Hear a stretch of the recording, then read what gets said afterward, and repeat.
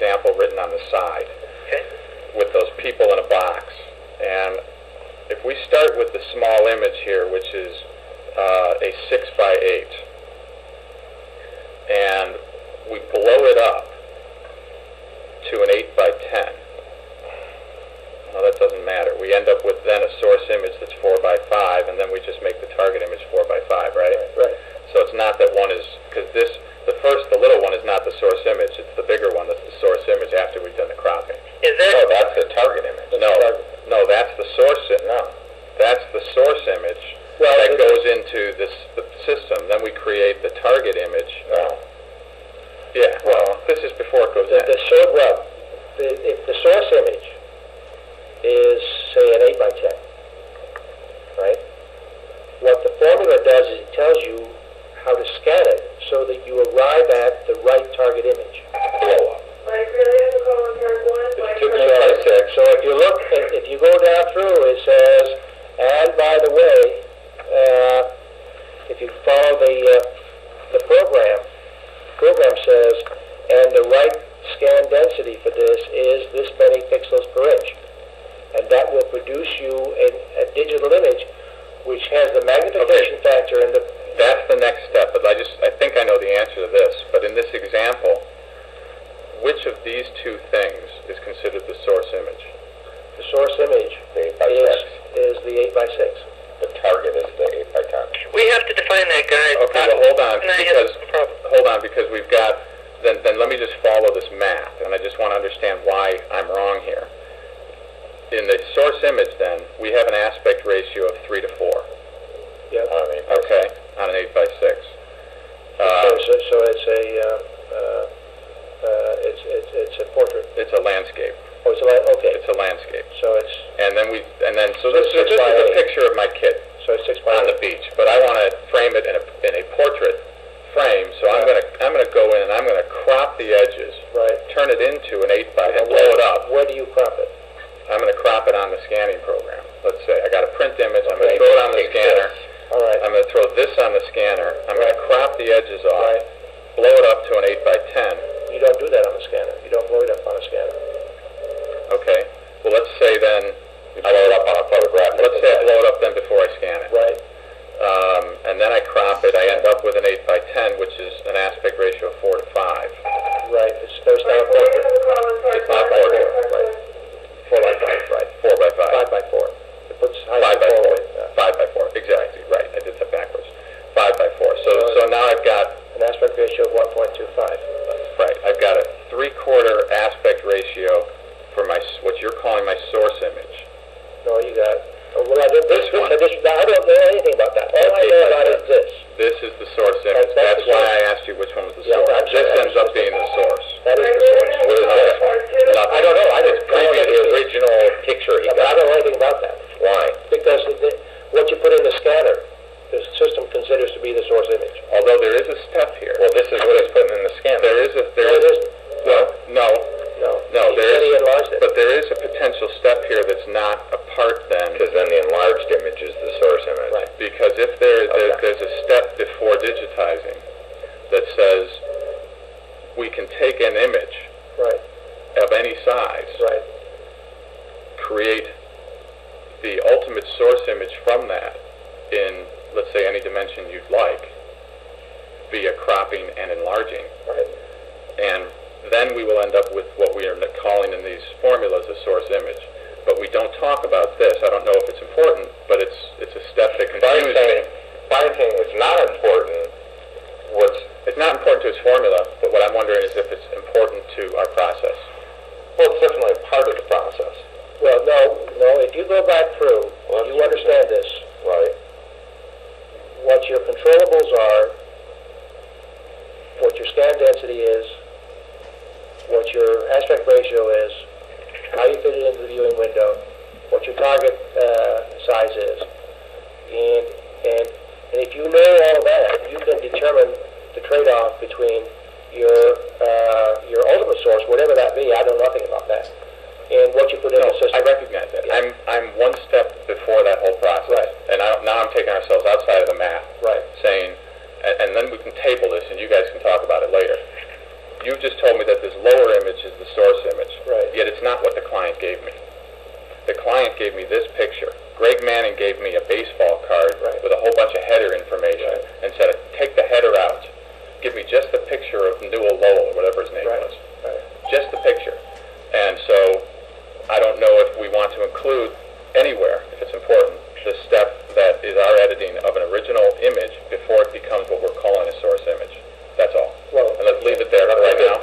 Yeah. Let's but we have the same problem. I was confused, and when I look at Brian's figure, to say that the target image is surrounding the viewing image, I get confused as to what do you mean by the target image. Well, the target image is the file. What's the word target mean? Target, because what you're doing is you're creating a virtual image into which you zoom and pan. It is a virtual image. Oh, so you're targeting to the virtual image? Yeah. Or you're targeting that big... Well, what you're talking about is semantics, and I had the same conceptual problem on my first read, understanding the difference between target, source, and viewing. And viewing, yeah. And that's something you guys can talk about, and that's just really a global change in semantics if you decide to do that. Right. But I'd like to move on to the next question I have, formula-driven, and it's the scan density. Right. It's not in here. It's on the image sizing program. This? No, the other one that I have, where you put in your parameters and it automatically computes. He wrote an Excel spreadsheet with macros to do that with code. We have not written an application on that yet. Well, that should be here. Yeah, because we reference it. We reference the program? No, in line 11. Reference the map. In line 11, we're talking about how we determine a minimum scan density, and we actually have a formula here, which I don't understand. But the minimum scan density says you must scan at that DPI or that's. And is it target image height or is it area? No, it's scan density is linear. No, okay, let's look at this formula though. Where are you? What page? I'm on page 13, line 13. Okay. It's the ratio of the source image height to the target image height. Just height. There's no width in there at all? Because you've got a fixed aspect ratio. The two aspect ratios are the same, therefore it doesn't matter.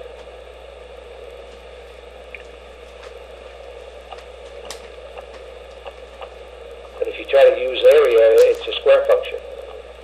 Right. So it doesn't give you the right answer.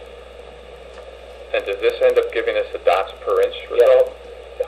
So if I've got a height, then you're saying that we're expressing the height in terms of pixels?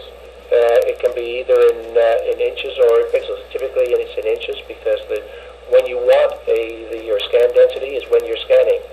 And your scanning is in... Okay, then let's use an example I put here. If we have a source image of an 8 by 10, right, and our target image is going to be let's fix this and call it an 80 by 100, so we keep the same aspect ratio. Right.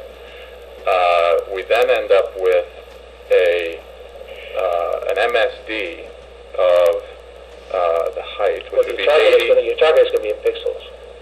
Okay, well this is what I want to clarify then, because that doesn't say it. So the target is always defined in pixels. It says it earlier in there, but it always says it's pixels. Okay. But we don't always use the TIH in a formula in a pixel form. We always use it in pixel form. We do? Yeah. That's the only way it's ever expressed. Even up in these formulas and everything? Yeah. Does it have to be in pixel? Can it be units? No, it has to be in pixels.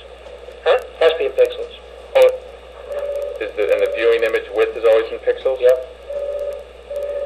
Viewing target, but not source? I don't get it. Well, the source... The source is whatever medium the source is in. If it's a 4x5 piece of film or an 8x10 enlargement or whatever. Well, let's follow this through then. So, in order to the source image, the source image is what you create from the 4x5. Well, I think that's something we need to clarify in these. Exactly, in these, we need to be able to say that target image, in these formulas, in order to calculate them, target image heights, widths, and sizes are all...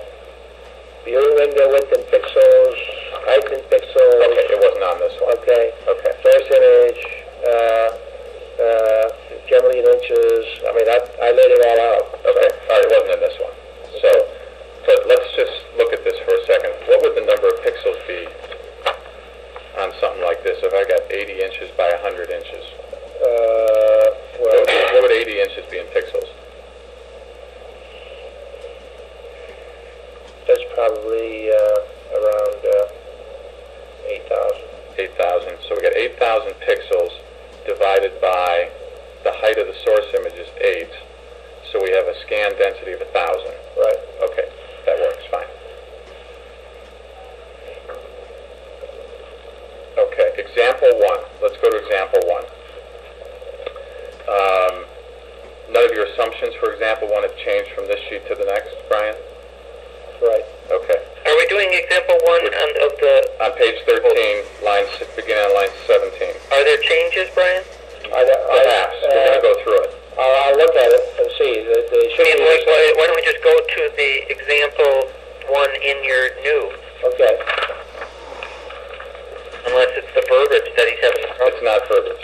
Okay, so we've got a source. Everything is the same here. 320 by 40 equals 400 pixels. Viewing image size is equal to 128. Target image size is equal to 2560. Good, we got the square root in the formula now is 1789. Target image height is 1431. Minimum scan density, I think, is wrong. No, it's not. The minimum scan density is said to be... You multiply the minimum scan density... Wait, let's just do the formula. The minimum scan density is what? Defined as the target image height, right? Which is what? 1431, right? Right. Okay, you have 1789. So 1431. Oh, I'm sorry. It's the target image height. You start with the target image width. You can do it either way. It's 1431 is the target image height. Right. So that's the formula. So now we have. So in order to use your formula, it's 1431 divided by what? By 4. Not by 5. No. Okay. Okay, so that's just a general correction. You actually end up with a very similar answer, mildly different by only, I think, 0.75. But it is different. Oh, no, you don't. You get, wait a minute, scan density is the target image height. Target image height in example 1.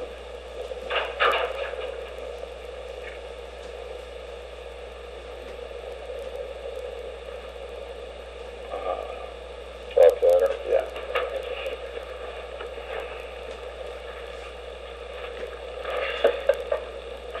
And it may just be a rounding function. It is. Let me turn this on. Oh. So, but as we show the math, we should show it's consistent with the formula, right? What does it say? Right? Yeah, what does it say? 357.75. Right, it's rounded up to 358. 357.75. There are no such things as fractions of pixels, so it has to be 358. Right. 1789 divided by 5 is 357.8. So it's slightly different. That's why It's not different. You can't have a fraction of a pixel. Frank, don't get upset about this. Sorry. You have an error in the way you show this, and all I'm doing is pointing out that we can't have it in the patent that way. We have a formula that says its height divided by, it should be 1431 divided by 4. We just went over that on the previous page. That's all I'm saying. If the answer is right, either way, we need to express it as 1431 divided by 4. That's all.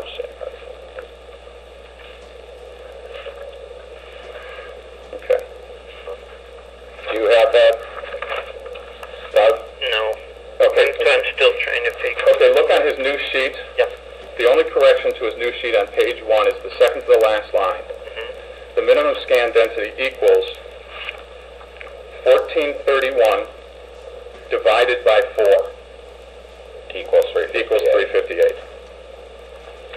That's the only change. Equals. Okay.